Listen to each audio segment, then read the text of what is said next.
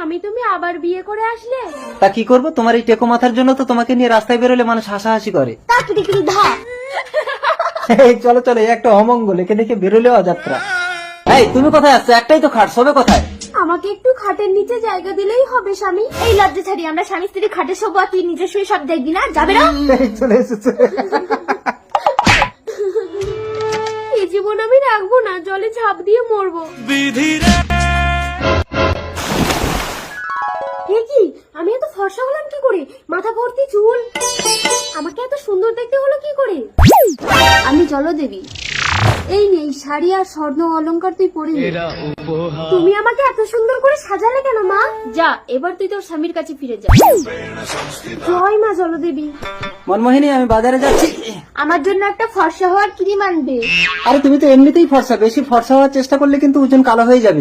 আসলে তো আমি কালো ক্রিম মেখে মেখে ফর্সা হয়েছি, এটা ওকে জানতে দিলে হবে না। বেশি কথা বলো না, আমি যা বলেছি তাই আনবে। তুমি না বেশি লোভ করো। মনমোহিনী, আমাকে চিনতে পারছিস? আমি ঠিক দেখছি তো? তুমিও তো সুন্দর হলে কি করে? টুকটুকে ফর্সা, মাথা ভরা চুল। শুনবে?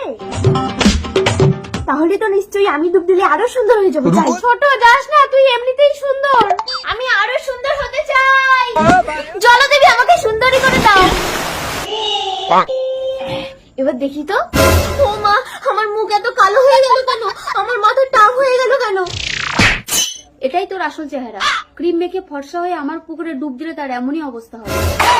এবার আমার কি হবে? আমার মা গো। মনমোহিনী, বাজারে ব্যাগটা ধরো তো। এ কি, আমি স্বপ্ন দেখছি না তো? না না, স্বপ্ন না, সত্যি। এই দেখো, লাগছে তো। স্বামী, ভূত! এই দূর হলো কি ছাড়ি।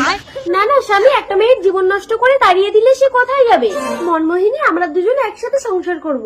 তুমি ভগবান দিদি। ভগবান আমি না, ওই দেখো, উনি ভগবান। কই, আমরা তো কাউকে দেখতে পাচ্ছি না।